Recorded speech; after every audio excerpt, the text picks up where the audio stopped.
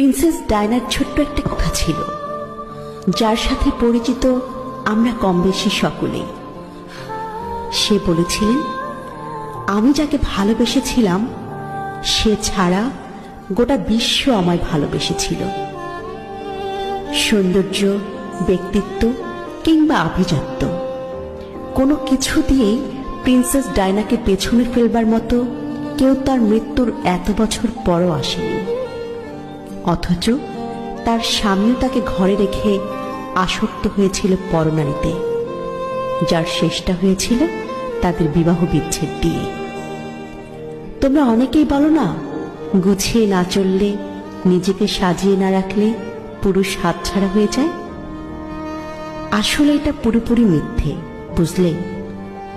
যার মানসিকতা নোংরা তার ঘরে হুর থাকলেও সে কাজের মেয়ের পেছনে ঘুরে বেড়ায়।